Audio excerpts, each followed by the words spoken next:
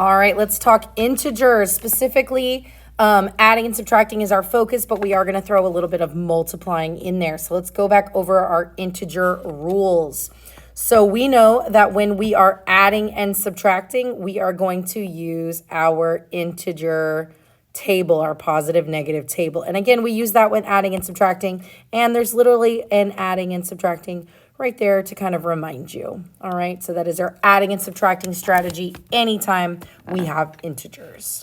All right, our second strategy is going to be our integer man. Remember, integer man is used when multiplying or dividing, and that's why he has those cute Mickey Mouse ears to remind us that he is used for multiplying and dividing. All right, so those are our two strategies. Let's break down these example problems.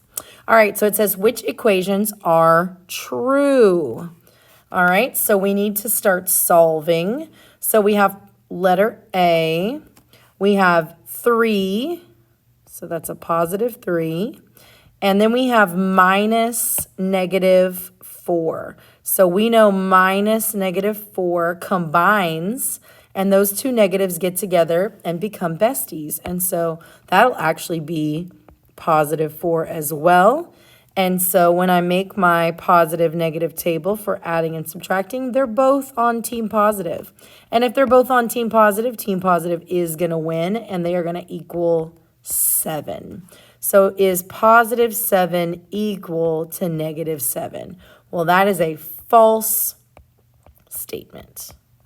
Okay, they have to be the same sign.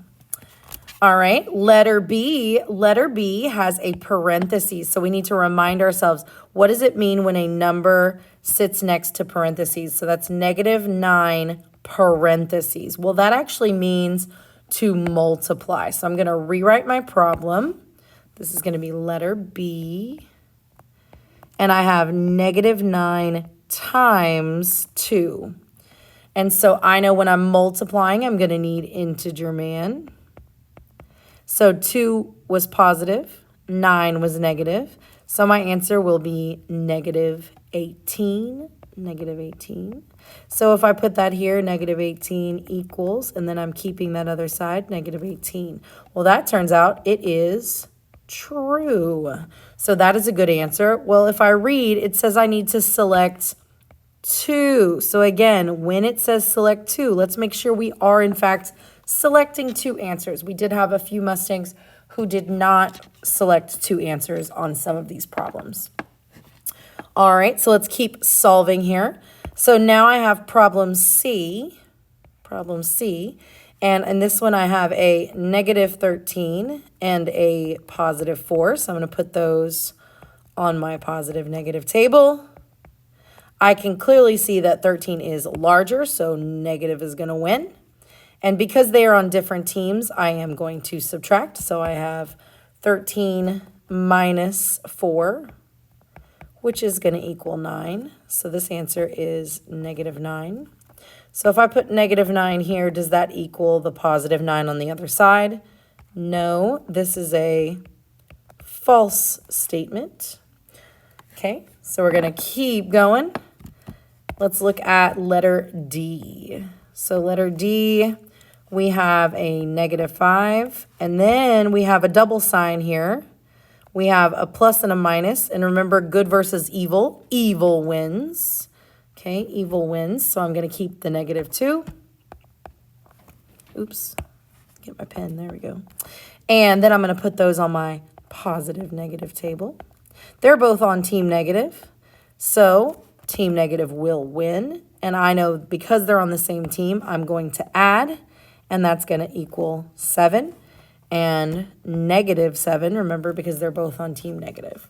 So this one says negative 7 equals negative 7. Well, that is a true statement. So that is my second answer choice.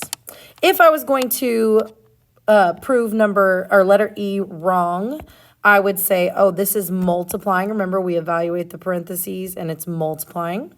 And so letter E would be negative 12 times 3. I would need integer man again, and that would equal negative 36. So again, does negative 36 equal negative 9? No. So that is a refresher on your integer rules. Make sure you are using your strategy. Mental math is not your friend. Make sure you're putting it on paper and proving it. And always double check your sign when it comes to integers. Double check. Look again. Go practice integers, guys.